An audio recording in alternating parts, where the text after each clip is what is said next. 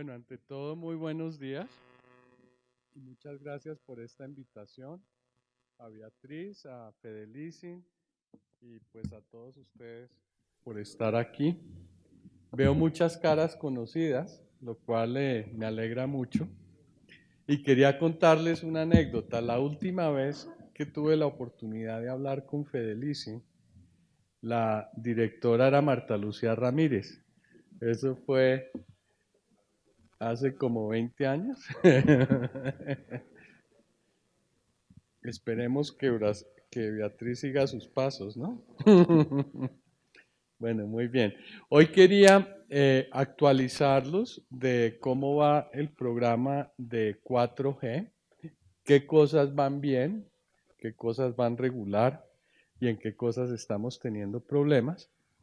Y obviamente esto con el espíritu de contar con la participación de las empresas de leasing en la financiación de estos proyectos.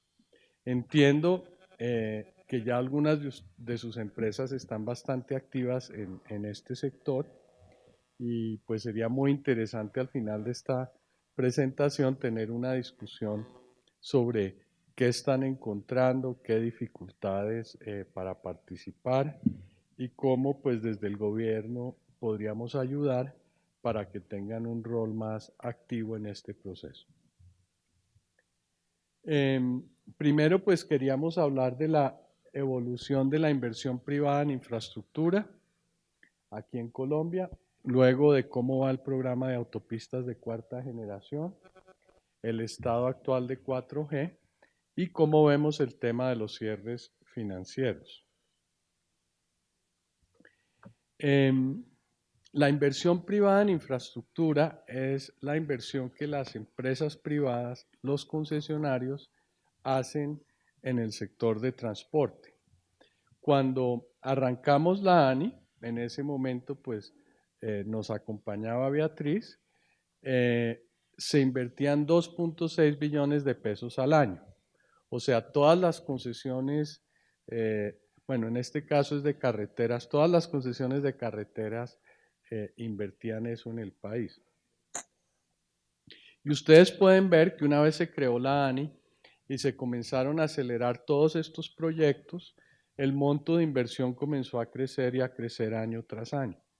El año pasado cerramos con una inversión de 5.1 billones de pesos, que es prácticamente el doble de lo que se hacía 5 años antes.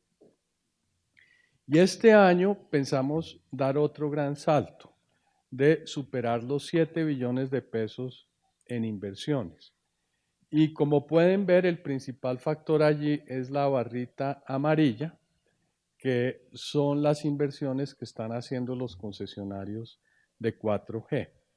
El año pasado por primera vez ya se vio una inversión importante por parte de ellos, 1.9 billones de pesos. Y este año pues es el gran año donde esperamos que esto se materialice en todos estos proyectos.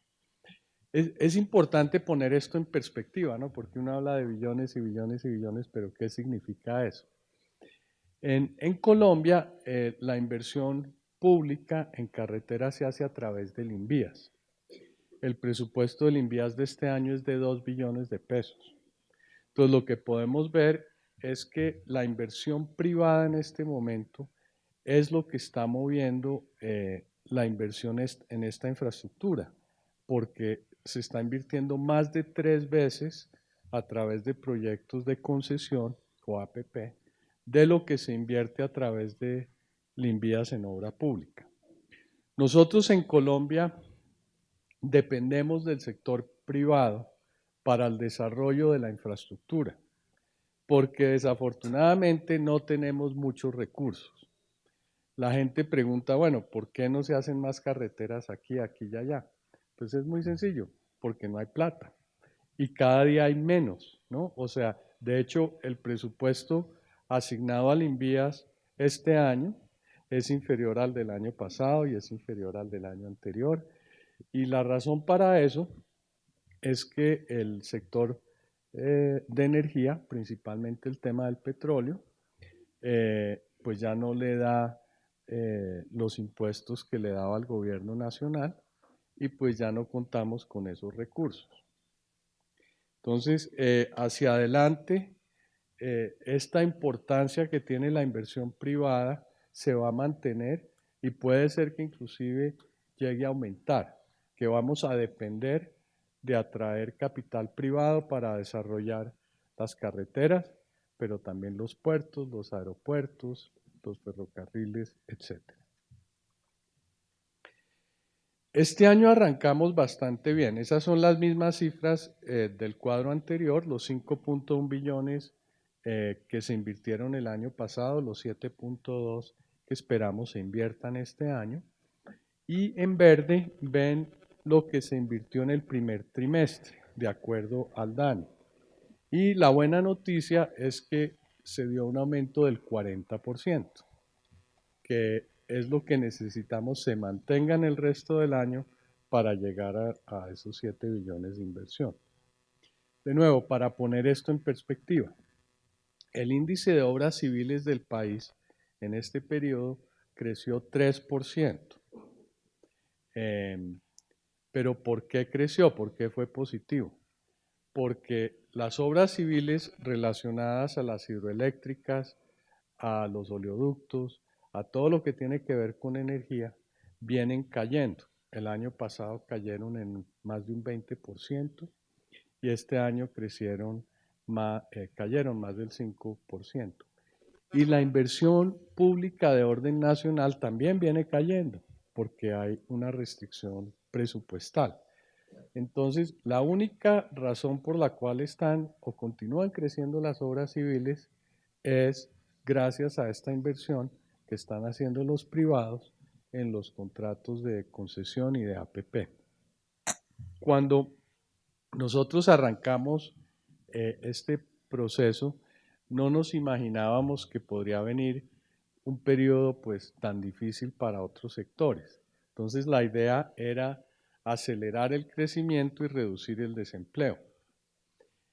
No pasó así, pero sí está haciendo una contribución supremamente importante y es que está compensando la caída en los otros sectores.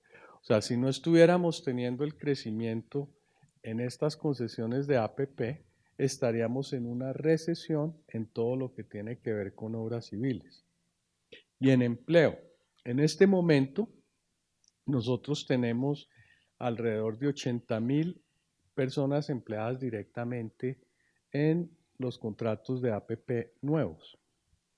Y eso normalmente genera otro tanto de empleos indirectos, ¿no? Por ejemplo, por cada trabajador que tengo en la vía, pues hay alguien de una empresa de transporte o alguien de una empresa de restaurantes o alguna actividad de transporte o de apoyo a estas concesiones. Entonces, también este programa está permitiendo que no crezca el desempleo. De hecho, es uno de los factores que ha permitido que a pesar de la reducción de actividad económica, los índices de empleo se mantengan bastante buenos.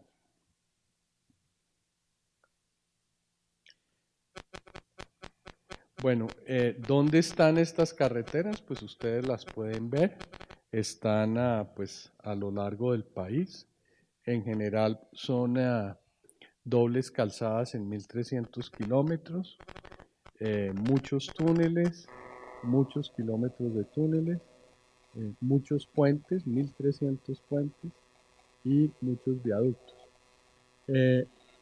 Estábamos el otro día visitando una obra en Girardot, que se está haciendo un puente entre Girardot y Flandes. Y yo le dije al presidente, ¿usted sabe cuántos puentes estamos haciendo en este momento sobre el río Magdalena? Él no sabía, obviamente.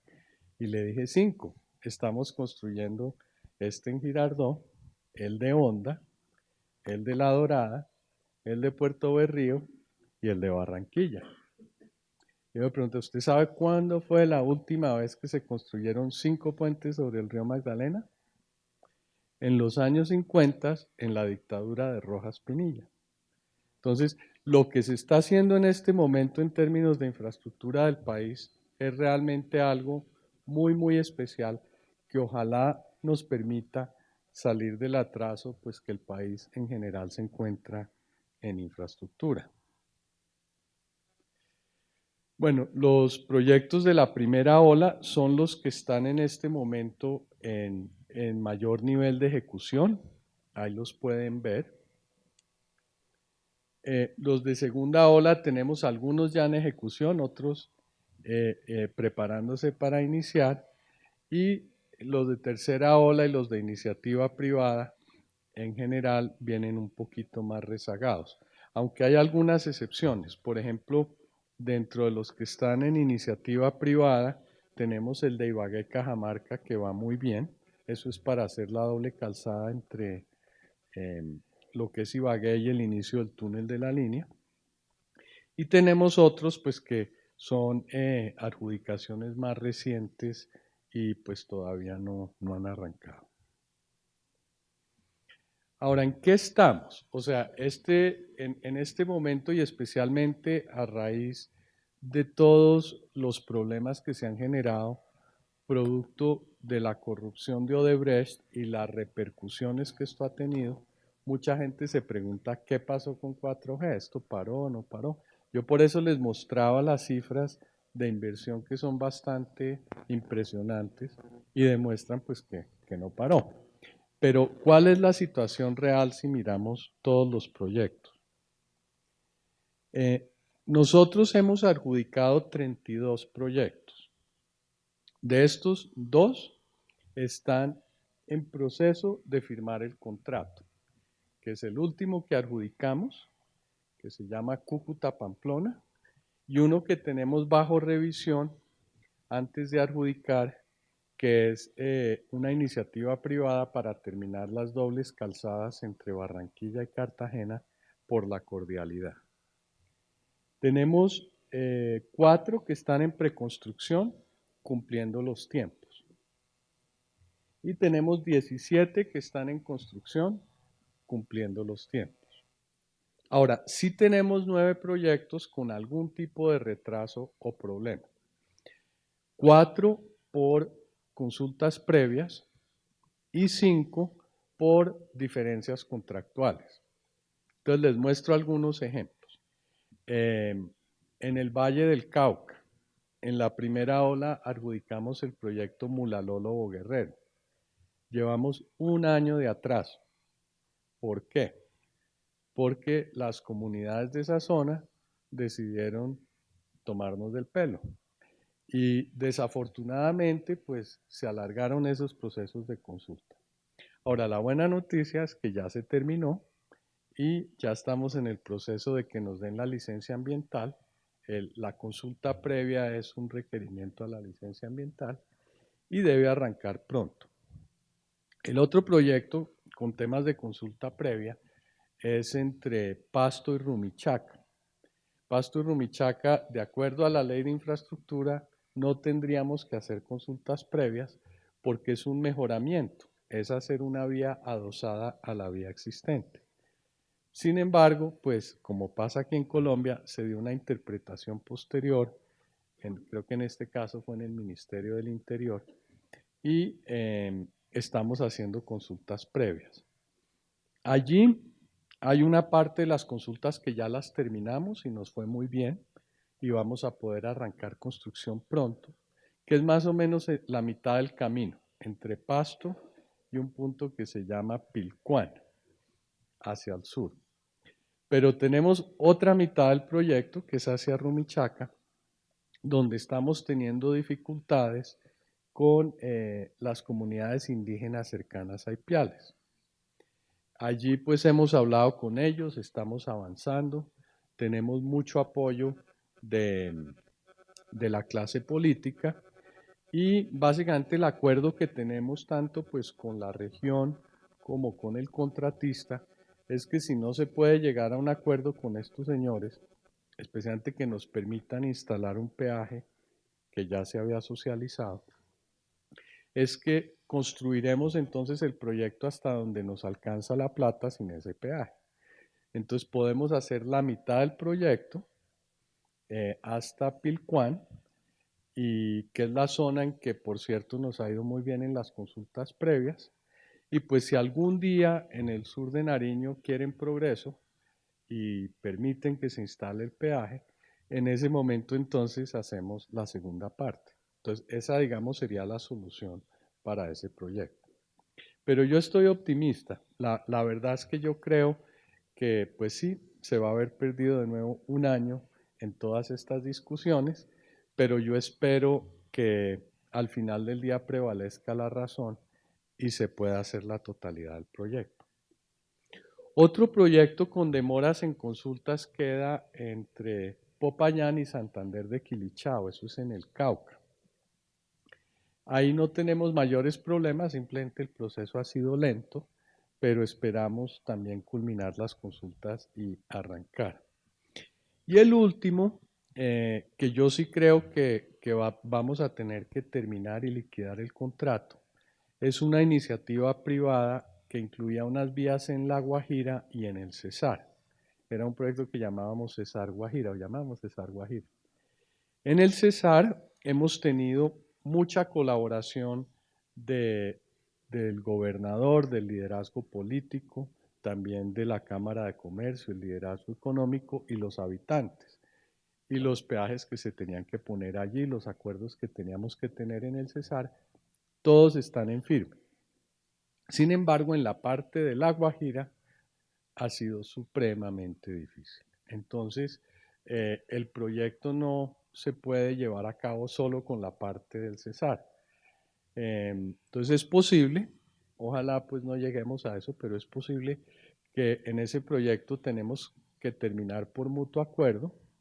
No hay ningún riesgo para financiadores porque, digamos, no se han obtenido créditos bancarios todavía. Y tendríamos entonces que replantear un proyecto nuevo que incluya las vías del Cesar, donde hay mucho interés en salir adelante, y pues lo de La Guajira quedará en veremos. Y hay alguna reflexión, digamos, para el país y para ustedes, y es la siguiente.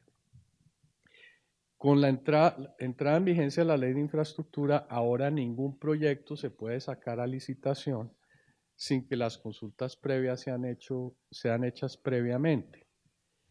Y es muy triste, pero precisamente en las zonas del país donde se necesita más infraestructura y donde hay más pobreza, como en Nariño, en el Cauca, cerca de Buenaventura y en La Guajira, es donde estamos teniendo más dificultades.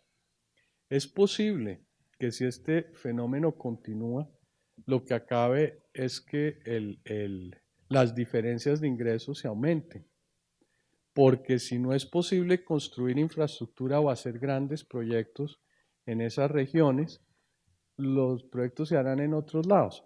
Y les doy un ejemplo. En Antioquia hay consultas previas. Uno piensa que en Antioquia no hay consultas previas, pero hay muchísimas consultas previas a lo largo de los corredores y no estamos teniendo ningún problema. O sea, todas funcionan más o menos como uno esperaría que funcionaran y los proyectos están saliendo adelante. En Santander tenemos muchas consultas y las consultas se están resolviendo y estamos sacando los proyectos adelante.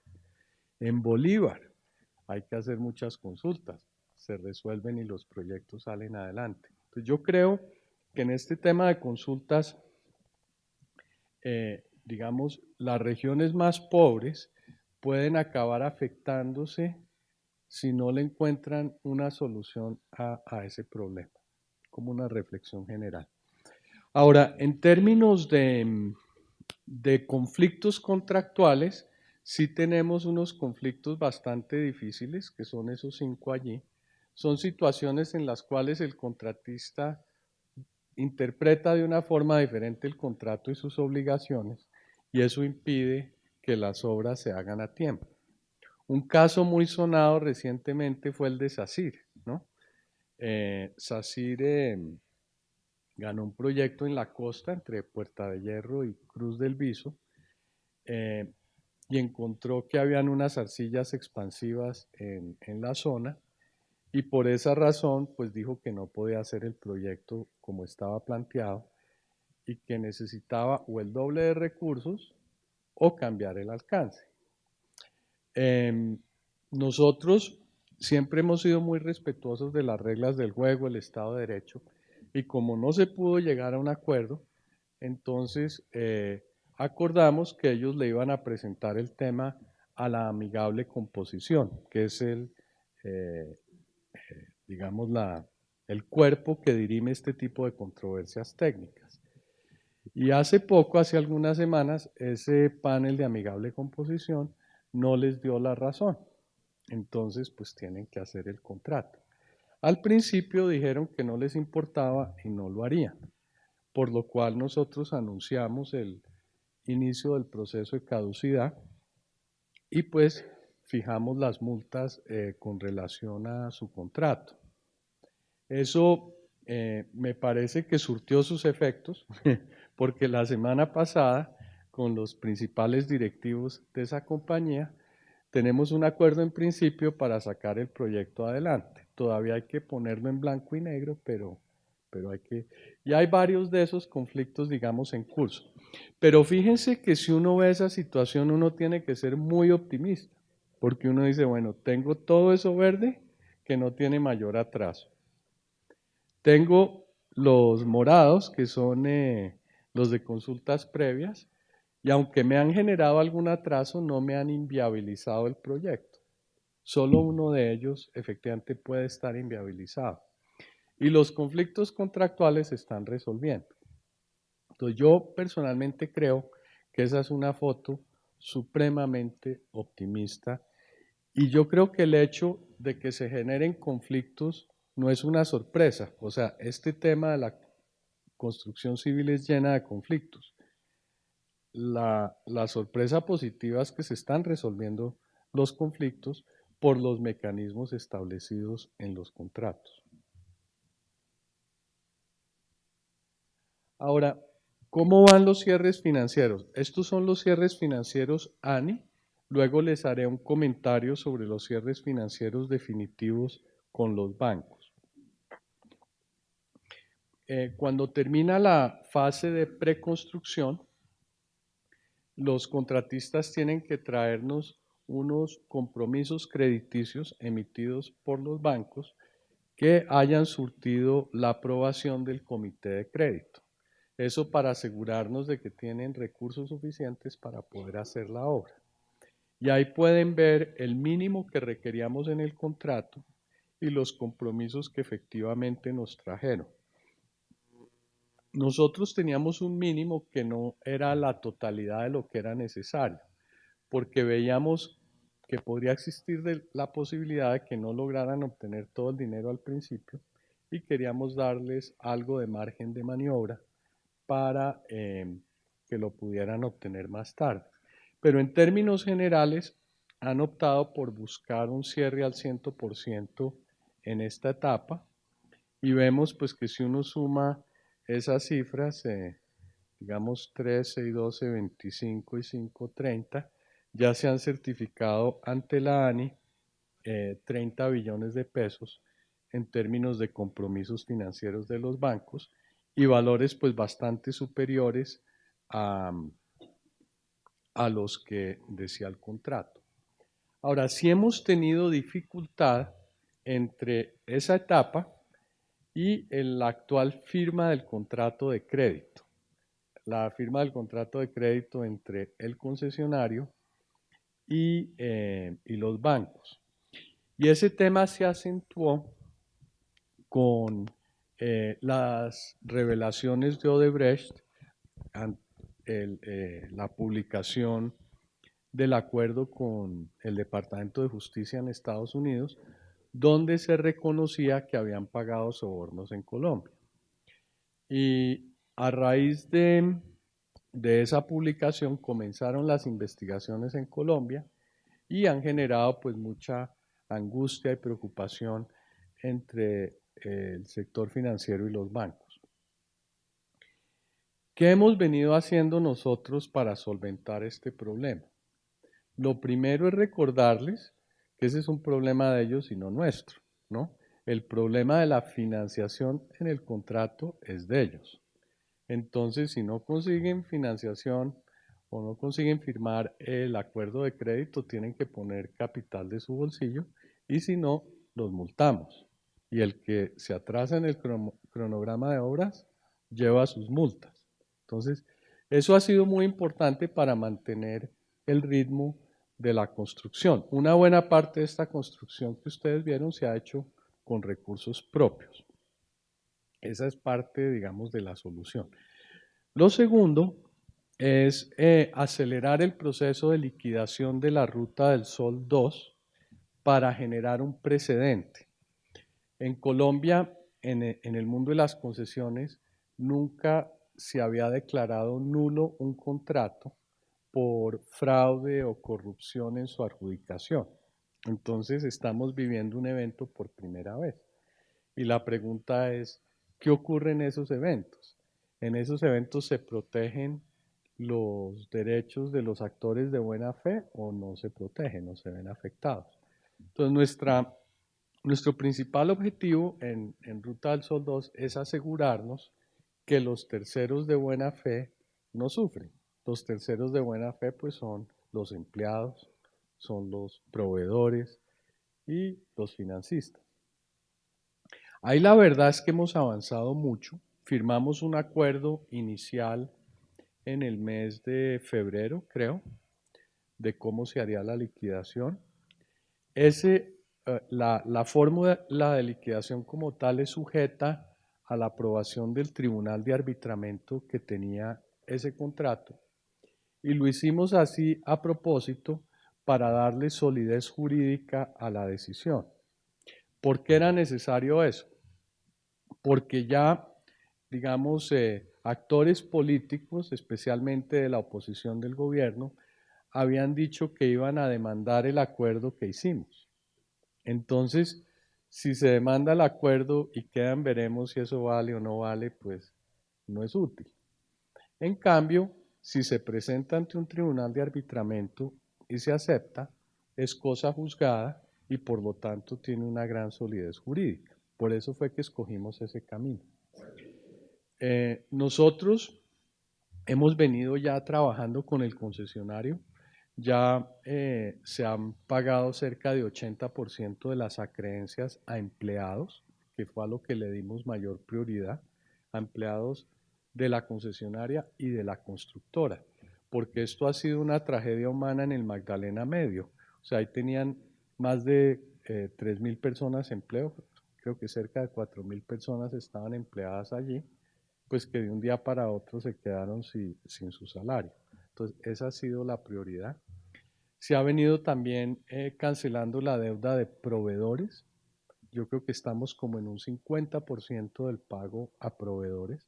Muchos de ellos también son empresas pequeñas de la zona o empresas de equipos o empresas de servicios, pues que no tienen nada que ver con estos problemas. Y tenemos una regla en el acuerdo de que una vez se llegue al 70% del pago a proveedores y el pago a empleados, se puede hacer el primer pago a los bancos, que es por 1.4 billones de pesos, que es algo así como el 60% de lo que se le debe al sector financiero. El sector financiero hoy en día se le deben 2.4 billones de pesos en ese proyecto y pues con este pago la deuda se reduciría a 1 billón de pesos, que sigue siendo mucha plata, pero es 60% menos de lo que es hoy.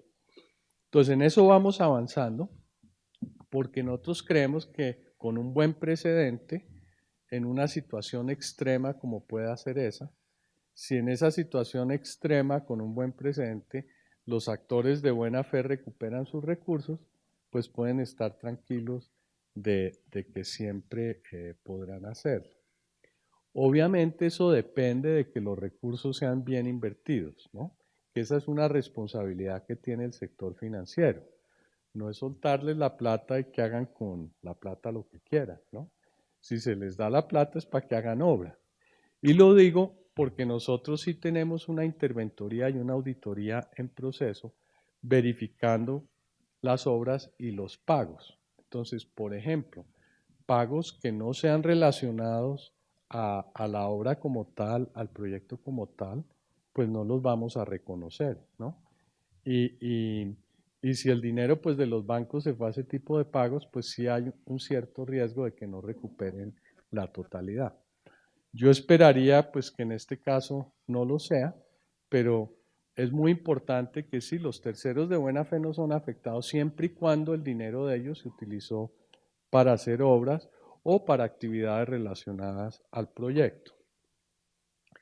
El otro tema que estamos trabajando en paralelo es mejorar la legislación.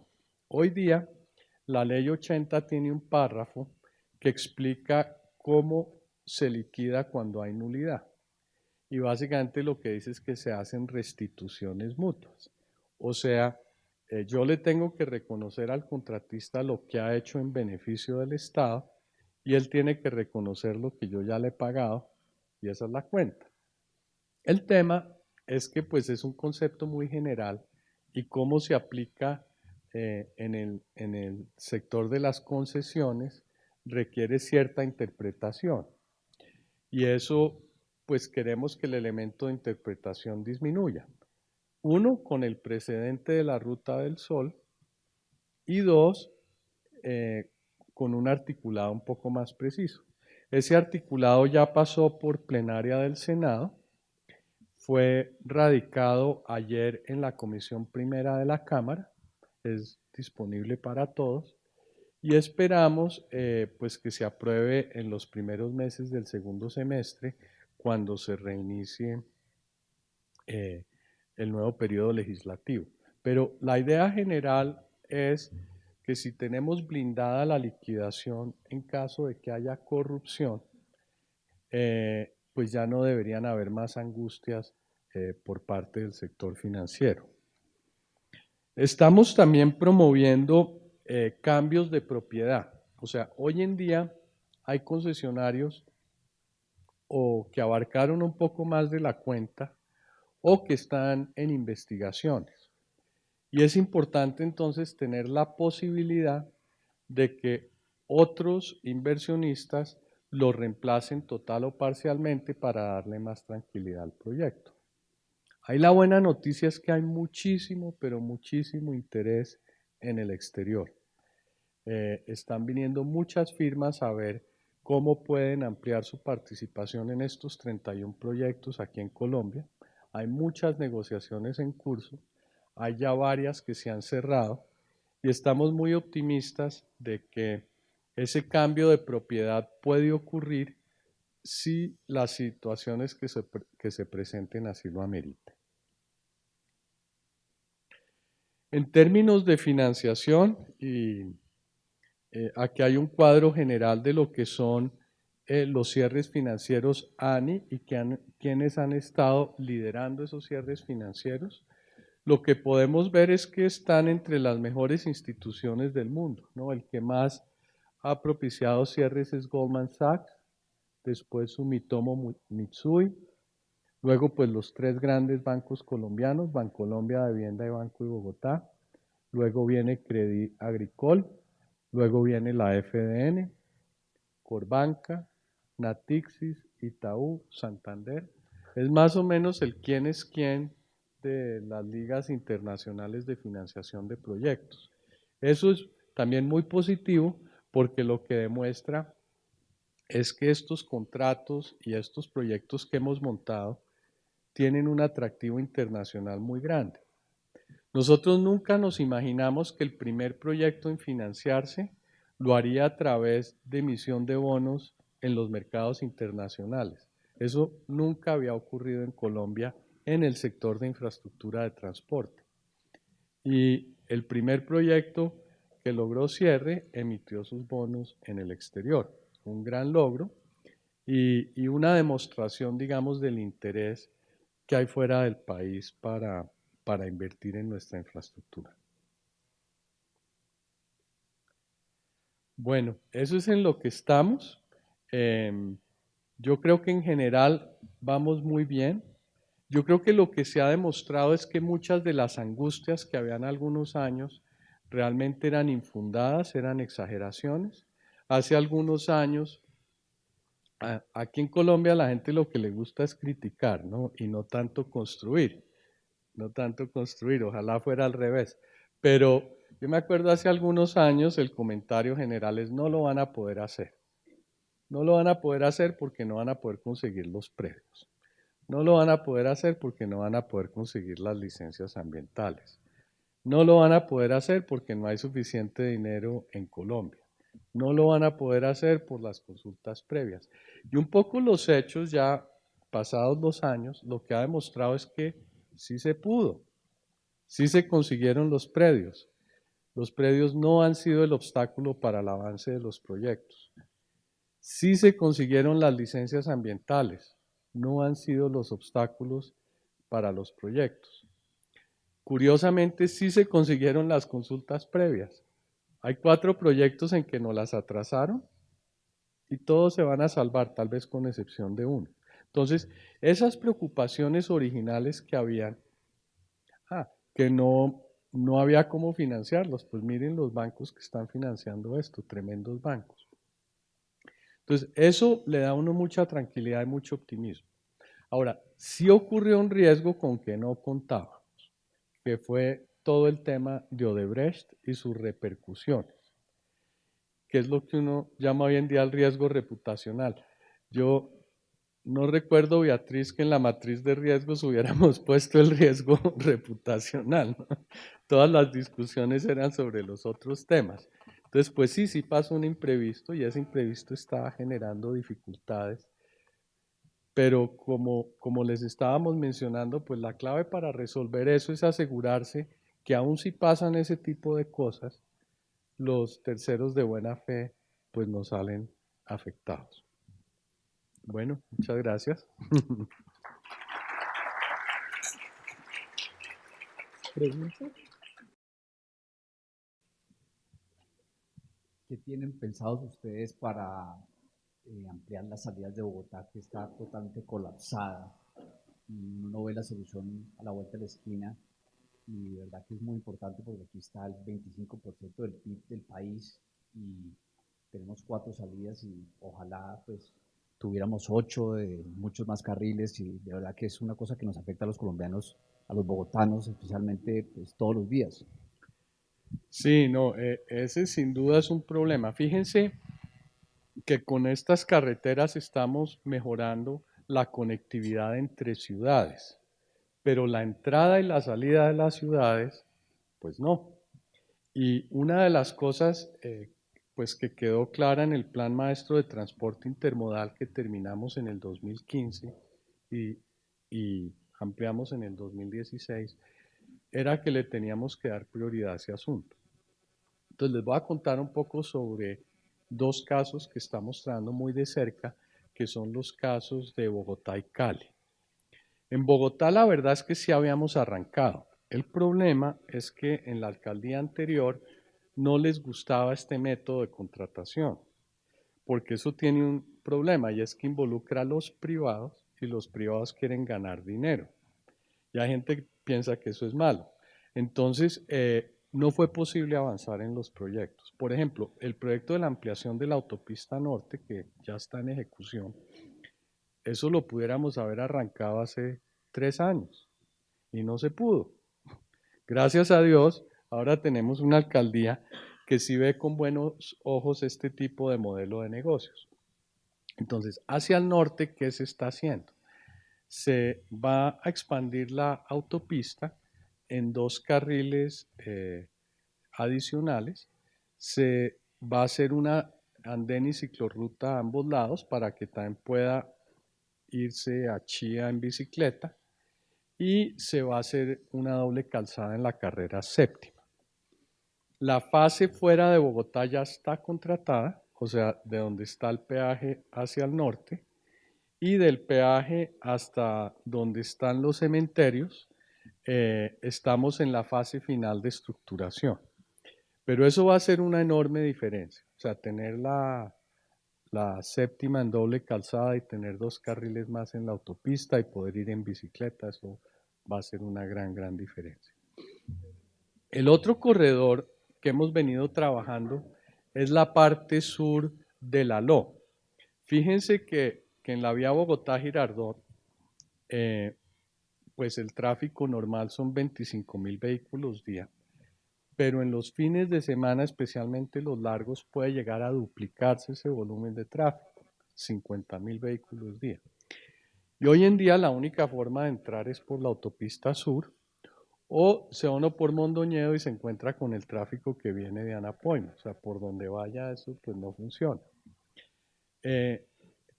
La clave para ese desembotellamiento es la LO. Entonces, la parte sur de la LO son 40 kilómetros que van desde Canoas, ahí al lado del Muña, hasta cerca al peaje en la autopista norte. La LO está dividida en dos. Una parte que va por Cundinamarca, que es la del sur, y otra parte que es 100% Bogotá. Entonces, la que va por Cundinamarca también la veníamos trabajando en la alcaldía anterior. Con esta alcaldía le hemos puesto el acelerador y estamos ya un par de meses de sacar a contratación esa obra. Esos son una doble calzada desde Canoas hasta la calle 13 y tiene un acceso a la Avenida de las Américas. Entonces, si uno viene de Girardot, va a poder tomar esa vía en vez de irse por la autopista sur y en una primera etapa pues llega hasta la Avenida de las Américas, por donde ya puede subir y conectarse con el resto de Bogotá. Y en una segunda etapa que la está diseñando Bogotá en este momento, eso sí es 100% Bogotá, pues va a tenerse todo el anillo vial hasta el norte. Esa también está muy cerca de contratarse. La otra que está muy cerca, que es casi que una decisión, digamos, política y ambiental, es la comunicación del Valle de Sopó con Bogotá en la calle 170. Allí ya tenemos los diseños y los recursos. Lo que necesitamos es que nos permitan hacer un levantamiento de veda en el paso por la montaña y llegar a un acuerdo final con Bogotá en cómo va a ser la intersección con la 170. Y por último, que tenemos también ya de un cacho, es la entrada por el oeste. Hoy en día, si uno viene de Faca, entra a la calle 13 y tiene un embotellamiento. Pero hay la posibilidad de hacer un desvío de 6 kilómetros que sale de Mosquera y va un poco al sur de lo que es hoy día la calle 13, por zona rural de Mosquera y se conecta con la Avenida de las Américas y la LO Sur, y eso genera un acceso adicional por el oeste. Hay otros proyectos más amplios, más ambiciosos, pero yo diría que con estos 4 proyectos se alivia mucho la situación, o sea, con la séptima, la autopista norte, la parte sur de la LO, la entrada por la 170 y la entrada adicional por Mosquera. Entonces, yo espero que eso mejore. En Cali estamos haciendo algo similar. En Cali, la malla vial del valle va a revertir a la nación en los próximos meses y todos esos peajes del valle quedan disponibles para hacer nuevas vías. Entonces, estamos trabajando, por ejemplo, para hacer una entrada alterna por el sur. Hoy día la vía de Jamundí está muy congestionada, entonces sería una vía por la zona rural de Jamundí hacia la avenida Ciudad de Cali. Estamos trabajando también en lo que es la ampliación a doble calzada de Candelaria hacia Juanchito y lo que es la ampliación tanto de la vía Cali-Yumbo de 2 a 3 carriles como de la antigua vía Yumbo que está más cerca de la montaña y volverla una doble calzada. Con esas ampliaciones también Cali comienza a desembotellarse. Entonces, digamos un poco, la respuesta es sí, hay un problema de embotellamiento. Hay una serie de proyectos que se pueden hacer y todos se autofinancian con peajes. Y realmente la razón por que nos hemos demorado un poco ha sido más que todo por falta de colaboración de las alcaldías.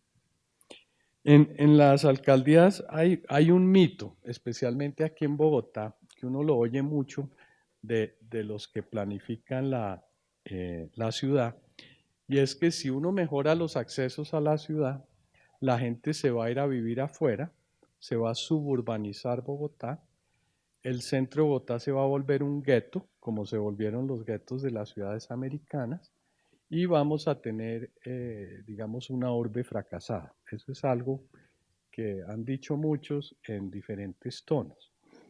Eso es como una verdad a medias, es una exageración, porque obviamente una ciudad como Bogotá no puede vivir aislada, tiene que comunicarse con el resto del mundo, inclusive porque la comida viene de afuera, ¿no? Las verduras vienen de Boyacá y los ladrillos vienen, no sé, de partes de Cundinamarca, etcétera. Entonces uno, para tener una ciudad vibrante con costos económicos, tiene que tener una buena entrada y salida de cosas. Dos, si uno pone peajes, pues le genera un cierto desincentivo a irse a vivir afuera. Pero lo más importante de todo, y es donde está la falacia en el argumento, es que la clave, digamos, de las ciudades satélites es volverlas autosuficientes, ¿no? Es, digamos, en Faca, no que la gente viva en Faca para trabajar en Bogotá, sino desarrollar económicamente la zona de Faca, o de Chía, o de cualquier otra. Entonces ese mito, digamos, ha generado con que las alcaldías a veces no colaboren lo suficiente, pero en esta nueva alcaldía debo decir que no ha sido así, no ha sido así. Tenemos muchísima colaboración y estamos sacando adelante esos proyectos. Eh, em, una pregunta curiosa, dentro de tu resorte está el del proyecto del puente Pumarejo, y ese, ¿cómo está? No, Quisiera ese es comentar. es un proyecto del INVIAS, pero eso va muy bien. Pues si ustedes van y lo ven físicamente, el avance de la obra es muy grande. Alguna crítica hubo porque creo que decían que debía estar en 60% de ejecución y está en 50%, pero eso realmente no es material. Y nosotros esperamos que ese puente esté terminado el año entrante. Y es un puente supremamente importante para Barranquilla y para la conectividad con el resto del Caribe.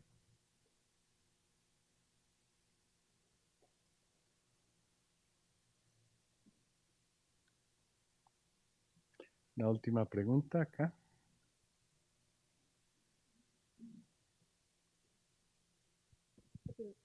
Ah, No, hay- bueno, hay una pregunta aquí.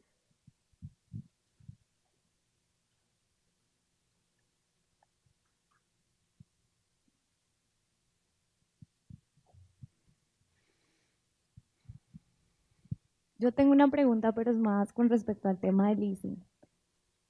¿Qué pasa con los inmuebles que están financiados por leasing y que quieren como adelantar un proyecto respecto a 4G y demás? Lo digo porque tuvimos como un tema en el banco en que pues nos piden la solicitud para que nosotros les demos el poder, pero pues la ANI nos solicita como que firmemos varios documentos como propietarios. Entonces, pues mi pregunta es con respecto a ese tema, ¿cómo podrían hacer las entidades para no tener como tanto inconveniente, o los locatarios, pues para poder adelantar esos proyectos sin necesidad de que pues los bancos tengan que intervenir? Porque pues muchas veces es el tema de la responsabilidad, que también entraríamos nosotros como a responder solidariamente. Eh, eh, para entender mejor la pregunta, ¿se refiere a, no sé, viviendas u oficinas que hay que tumbar para hacer la vía o a qué No, se refiere? lotes, Lotes. exacto. Lotes que están bajo leasing en este momento Exacto. y que la ANI está queriendo comprar para hacer la vía. Que el locatario de la vía quiere adelantar como algún proyecto con la ANI, entonces pues necesita la autorización Ah, de... ya entendí. O sea, ustedes tienen un terreno en leasing Ujú, y digamos quieren hacer una bomba de gasolina exacto. y nosotros les damos problemas. Ah, ok. Listo. No No, tan así. Sí, no sé la naturaleza del problema que se está presentando, pero con mucho gusto te ofrezco que vengan a la ANI para ver cómo eliminamos esos inconvenientes. Nosotros nos interesa mucho que haya leasing, ¿no? Y una de las grandes dudas creo que ya está resuelta jurídicamente y es si se puede hacer leasing contra un bien que es reversible, ¿no?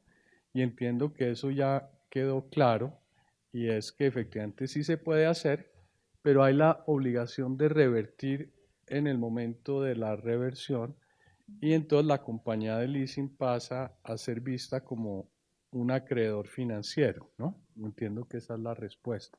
Esa era una de las dudas que siempre tuvimos. Pero ahora te doy nuestros datos para resolver ese tema. ¿Otra pregunta?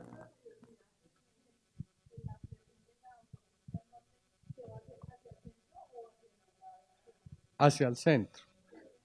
Hacia el centro porque ya hacia los lados uno de los grandes errores que se ha cometido en Colombia es que los alcaldes han permitido que se invada la zona de retiro, otorgando licencias de construcción donde no debía o simplemente permitiendo invasiones. Hay una ley desde el 2008 que prohíbe eso. En el 2008 salió una ley que dice las franjas de retiro de la vía son tantos metros en un sentido, tantos metros en el otro, y allí no se pueden emitir licencias de construcción ni se puede construir. Sin embargo, lo hace. Entonces, el problema es que una vez ya eso ocurre, pues es muy costoso y muy difícil conseguir los predios. En el caso de la autopista norte tenemos la gran fortuna de que ese medio es de 60 metros y en 60 metros caben muchísimos carriles, un carril es de 3 metros y medio. Entonces si uno hace 7 metros de un lado y 7 metros del otro, solo se come una fracción de los 60. Si le suma la ciclorruta, pues un poco más, pero la vía va a seguir teniendo una franja creo que nos vamos a acabar comiendo como 30 metros, porque no solo son los carriles, sino son también los andenes, las ciclorrutas, etc. Y el carril de Transmilenio hasta el peaje, pero vamos a seguir teniendo 30 metros. Eso es lo que va a permitir que la obra se haga rápido, porque no necesitamos predios. En la séptima, la alcaldía desarrolló un plan muy ingenioso para el desarrollo de la zona norte, en que todos los propietarios dentro de la zona de expansión norte ganan un derecho que pueden transar. Y bajo ese esquema, la alcaldía ha designado pues la zona cerca a la séptima como zona de expansión vial y entonces los propietarios pues tienen la obligación de dejar hacer ahí la vía, ¿no? De hecho, la vamos a poder recibir sin costo alguno. O sea, la valorización implícita en el plan del alcalde Peñalosa permite adquirir esas tierras sin costo. Entonces nosotros, en el caso de la autopista, no tenemos problemas prediales, digamos, demasiado grandes y en la séptima son bastante manejables.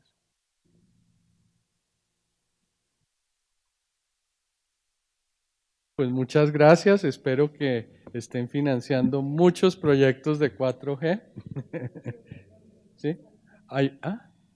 ¿Una pregunta adicional? Bueno, última pregunta.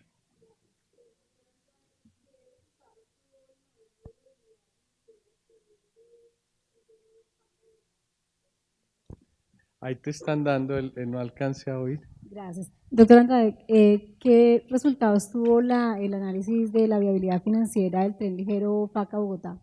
¿Del qué? Del tren ligero de FACA-Bogotá. El tren ligero. Ok. No, ese proyecto es muy interesante. Yo creo que es uno de los proyectos más importantes para Bogotá. Y les cuento por qué. Voy a echar una historia, pero resulta nuestro aeropuerto es un aeropuerto de 2 pistas y digamos por la invasión precisamente de terrenos y la urbanización alrededor no se pueden construir más pistas allí.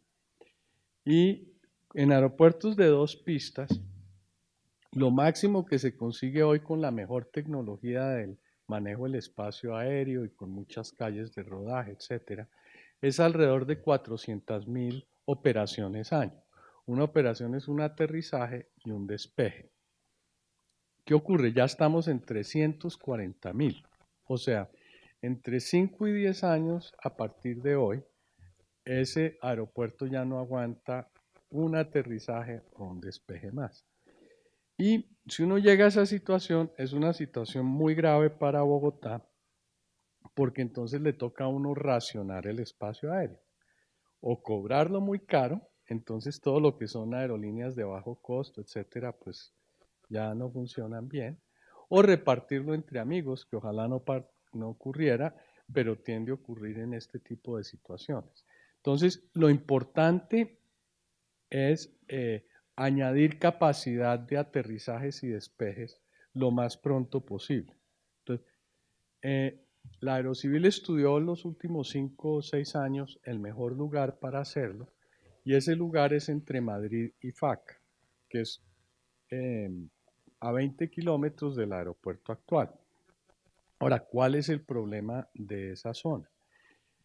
A mí me invitaron a una finca justo al lado de donde va a ir el nuevo aeropuerto hace unas semanas en un sábado, ni siquiera entre semanas. Y me demoré 2 horas en llegar allá. Y para llegar a esa zona en un momento de tráfico o lluvia, uno de golpe se puede demorar 3 horas. Entonces, uno no puede tener un aeropuerto en un lugar donde no sabe si llegan 1 hora, en 2 horas o en 3 horas, ¿no? No puede. Esa es la importancia del tren ligero. El tren ligero o el actual trazado del tren va paralelo a la vía actual y pasa al lado de donde sería el nuevo aeropuerto, y de hecho pasa al lado del actual aeropuerto.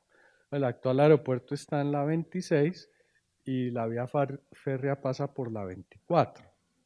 Entonces, el tren ligero es lo que viabiliza hacer un nuevo aeropuerto, porque es lo que le da seguridad al usuario de que llega en cierto tiempo, si no, no funciona, y que puede hacer una conexión con el aeropuerto existente en cierto tiempo.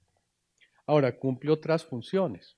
Independientemente de los aeropuertos, la gente que hoy día vive en Faca, en Mosquera, en Madrid, pues tienen una grande dificultad de desplazamiento hacia Bogotá. El tren ligero no les reduciría el costo, se está planteando que sea el mismo de los buses intermunicipales, pero sí les permitiría llegar mucho más rápido y con mayor confiabilidad a Bogotá. El tren ligero conecta con el futuro metro en la Caracas con 19. Entonces, y conecta con varias troncales de Transmilenio. Entonces, si vienen en ese sistema, se pueden distribuir por Bogotá muy fácilmente. Y lo último es realmente una troncal de Transmilenio dentro de Bogotá. O sea, son como 15 kilómetros o más entre Fontibón y el centro de la ciudad. Entonces, toda la gente que vive allí, en vez de montarse en un Transmilenio, pues se monta en el tren ligero para movilizarse. Es un proyecto muy importante. Ese proyecto cuesta, en términos de inversión que tiene que hacer el Estado, alrededor de 1 billón de pesos que tienen que poner entre el gobierno nacional y el departamento de Cundinamarca. Originalmente la idea era hacerlo por APP, pero no es viable porque esa cifra de recursos públicos es muy grande con relación a los límites. Entonces lo que hemos estado pensando es tratarlo como si fuera una línea de Transmilenio, en que el Estado construye la infraestructura, o sea, los puentes sobre las grandes avenidas, los rieles, las estaciones, y al igual que Transmilenio, entonces concesiona la compra del material rodante y la operación, que sí es autosuficiente. Entonces, ese es el plan. Nosotros estamos trabajando con la alcaldía y con el departamento en, digamos, las últimas definiciones para quedar tranquilos. Ahí sí tuvimos mucha oposición de Bogotá, así como Bogotá nos colaboró mucho en los accesos viales, en el tema del tren ligero nos hizo la vida muy difícil. Pero eso cambió hace algunos meses. Hace algunos meses muchas de las razones, digamos, legítimas que ellos tenían, que les preocupaban, las pudimos resolver y algunas que no eran tan legítimas se dieron cuenta que no lo eran. Y ya tenemos un acuerdo entre el gobierno nacional, la ciudad y nosotros de sacar adelante ese proyecto. Entonces, no hay un cierre financiero en el sentido de que es autosuficiente, no. La infraestructura la tiene que hacer el Estado, pero sí es autosuficiente en términos de su operación. Y ese es el modelo que se quiere seguir. Nosotros quisiéramos poder abrir esa licitación antes de que termine este gobierno, en el primer semestre del año entrante.